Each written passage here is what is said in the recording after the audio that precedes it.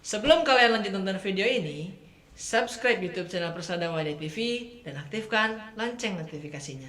Jangan lupa like, comment, and share ke seluruh dunia. Persada Jaya, Persada Mendunia. Assalamualaikum warahmatullahi wabarakatuh. Assalamualaikum warahmatullahi wabarakatuh. Alhamdulillah, nahmaduhu wa nasta'inuhu wa nastaghfiruh wa na'udzu billahi min syururi anfusina wa min sayyiati a'malina. May yahdihillahu fala mudhillalah wa may yudlil fala hadiyalah. Asyhadu an la ilaha illallah wahdahu la syarikalah wa asyhadu anna Muhammadan abduhu wa rasuluhu sallallahu alaihi wasallam la nabiyya ba'da amma ba'd. Puji syukur atas kehadirat Allah Subhanahu wa Ta'ala yang telah melimpahkan nikmat serta hidayahnya kepada kita semua sehingga kita dapat berjumpa lewat virtual. Salawat dan salam tak lupa pula kita curahkan kepada baginda Nabi Muhammad SAW yang mana telah kita nantikan syafaatnya di Yaumul Qiyamah. Baiklah, di sini saya akan menyampaikan hutum yang berjudul Kisah sahabat Nabi Abdullah bin Ummi Maktum, seorang pahlawan tunanetra.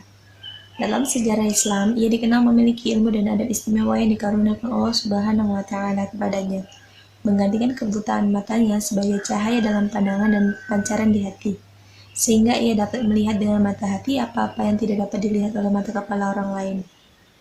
Hatinya dapat mengetahui apa-apa yang tersembunyi. Bila Rasulullah Shallallahu Alaihi Wasallam pergi ke berbagai medan perang, dia selalu ditunjuk untuk menjadi wakil beliau di Madinah, mengimami sholat jamaah di mihrab beliau dan berdiam diri di sebelah kiri mimbar dengan khusyuk. Pada awal sejarah Islam, Abdullah bin Ummi Maktum memperoleh hidayah untuk bergabung bersama orang-orang yang telah memeluk Islam. Ketika itu, ia masih muda belia, sehingga hatinya merasakan betul manisnya keimanan. Menginjak dewasa, dia merasakan bahwa ajaran Islam telah menjadikan hatinya bersih. Sehingga walaupun matanya tidak mampu melihat, namun itu merupakan nikmat besar yang dikaruniakan Allah Subhanahu wa Ta'ala kepadanya. Ibnu Ummi Maktum mempunyai naluri yang sangat peka untuk mengetahui waktu. Setiap menjelang fajar, dengan perasaan jiwa yang segar, ia keluar dari rumahnya dengan bertopang tongkat atau bersandar pada lengan salah satu seorang kaum muslimin untuk mengumandangkan azan di Masjid Rasul. Dia selalu bergantian azan dengan Bilal bin Rabah. Jika salah satu di antara mereka berdua azan, maka yang lain bertindak untuk memandangkan iqamah. Namun Bilal mengumandangkan azan semalam untuk membangunkan kaum muslimin, sedangkan Ibnu Ummi Maktum mengumandangkan di waktu subuh.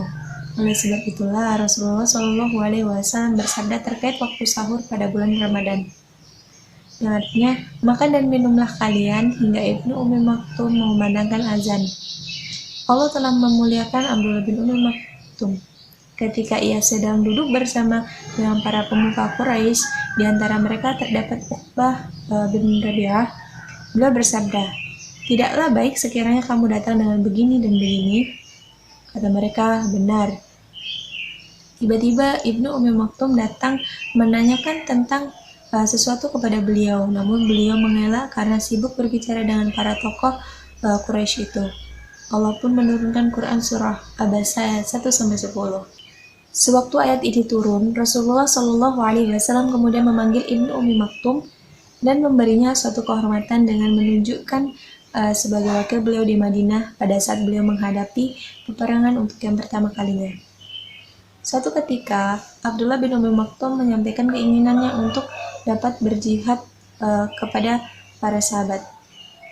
Tentu saja para sahabat merasakan sangat senang karena keutamaan yang dimiliki Ibnu Ummi Maktum. Walaupun matanya buta, ia telah lama mengharapkan dapat ikut berperang bersama Rasulullah dan pasukan muslimin. Abdullah bin Ummi Maktum merasa sangat sedih dan pilu tatkala ayat turunnya wahyu kepada Rasulullah SAW yang berbunyi, "Tidaklah sama antara mukmin yang duduk atau yang tidak ikut berperang." Ia pun berkata, "Ya Allah, Kau memberiku ujian begini.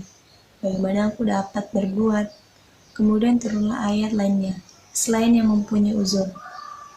Kemuliaan seperti apakah gerangan yang lebih tinggi dari penghormatan di mana wahyu diturunkan 2 kali lantaran persoalan Ibnu Ummi Maktum? Yang pertama merupakan teguran terhadap Rasulullah SAW. Dan yang kedua, ketentuan berperang bagi orang yang mampu dan berhalangan, termasuk diantaranya adalah Abdullah bin Ummi Maktum. Walaupun demikian, Ibnu Ummi Maktum tetap mempunyai hasrat yang kuat untuk berjihad fi sabilillah bersama barisan kaum muslimin. Dia telah mengutarakan hasratnya berulang kali, dan dia berkata kepada para sahabat Rasulullah, "Serahkanlah panji kepadaku, karena sesungguhnya aku adalah seorang yang buta sehingga aku tidak dapat melarikan diri. Tempatkanlah aku di antara kedua pasukan." Sang sahabat yang mulia dan agung ini tidak berakhir hayatnya sebelum Allah mengabulkan hasrat hatinya tersebut. Pada saat perang Qadisiyah, ia turut berperang sebagai pembawa panji pasukan berwarna hitam. Dialah seorang buta pertama yang turut berperang dalam sejarah peperangan Islam. Mungkin hanya itu yang dapat saya sampaikan. Nun wal qalami wa ma yasturun fastabiqul khairat. Wassalamualaikum warahmatullahi wabarakatuh.